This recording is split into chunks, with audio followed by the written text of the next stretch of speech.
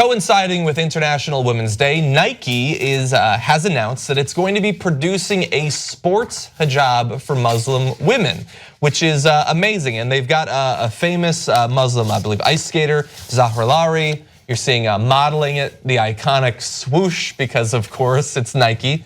We got some more pictures for you too. And they've actually got a lot of athletes now that they have who are modeling it in different parts of the world, because there's gonna be obviously an international rollout there, being paired with other Nike apparel. We've got a quote from Zahra Lari who said, "I was thrilled and a bit emotional to see Nike prototyping a hijab. I've tried so many different hijabs for performance and so few of them actually work for me. But once I put it on and took it for a spin on the ice, I was blown away by the fit and the lightweight." Now, of course, to some extent, this is a spokesperson for sportswear. So they're gonna say stuff like that. Every shoe is amazing. But think about it, if these weren't actually being made, and I sort of just assumed that they must be, because we see the Iranian soccer team and we see these different teams, but they're apparently just adapting things for normal wear, but all clothing can be customized for athletic use. And so think about how amazing it must be to see one of the biggest sportswear companies in the world suddenly taking an interest in you and producing things specifically for you. Yeah, so a lot of folks who looked at it thought it kind of looks badass. JR, you were a track star at USC. Were you saying in the morning meeting that guys might start wearing this now? Oh, I don't know if guys would, but I mean, there's always things like streamlined things. Like it's swimming, it's you want to take down the drag. Same with running. Something more streamlined, maybe you have like some messy hair, I don't know, you want to take down the drag. If you have to wear a hijab and it's not aerodynamic, that's gonna slow you down, right? That's gonna be a major issue in a sporting event where like 0.01 seconds makes the difference. Yeah. So look, I'm not a big fan of the hijab. I think that it's a part of the Muslim culture, and that I wish wasn't there. But that's like my opinion, man. And there's a lot of Muslims in the world who wear the hijab, who think it's part of celebrating Islam.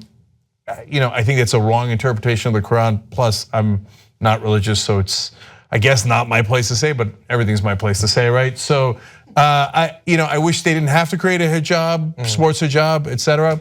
But there are 1.6 billion Muslims in the world, and some of them are female athletes. And so here's I think the best part of the story, and what's gonna make the right wing heads explode, because it's an internal contradiction they're not gonna know what to do with. If you wanna discriminate against Muslims, you're going to lose. Why? Because companies run America, they run the world, okay? Now, I tell you about the dangers of that a lot of times, but one of the upsides of that is that companies have to sell things to 7 billion people on the planet. So they're going to insist on diversity. Why? Because there's 1.6 billion Muslim customers in the world. So whenever I see international ads, it is filled to the room with Muslims. And I told a story on another show where I was like, wow, that Coke ad has like 1 million Muslims in it. And I was like, oh, of course, they're selling Coke. 1.6 out of 7 billion people on the planet are Muslims. Of course they're gonna have Muslims in the ad. And of course they're gonna be open to diversity, because the whole world is diverse. Yeah, it's like Hollywood trying to appeal more to the Chinese audience, because it's this huge thing that currently is untapped. That's right. So if you're a racist or a bigot, and you think, and you're right winger, and you think capitalism's awesome, man. Well, capitalism's got a funny surprise for you. Yeah. It's got a lot of different problems, but generally speaking, in this case, bigotry ain't one of them. Yeah. And so they're on the opposite side as you. And so, one of the few times, hey, we got the powerful on our side. Yeah, I love to see it. I mean, like progress, getting an entire society to see half of that society differently is an incredibly slow process, a process ongoing in literally every country in the world. Some have gone farther in it, but every country, including ours, including European countries, still have a ways to go. But I just think about how hard it must be in some societies if you want to be an athlete and you're a woman. And you're fighting to be accepted in different professions, different hobbies, different sports. And if this helps just a little bit, and not just Nike, I mean, it's great that Nike's doing it, but if more people start to take an interest in it, and if that can bring more women into it, then that's an amazing thing. It's just one more step towards a society being where we think it should be.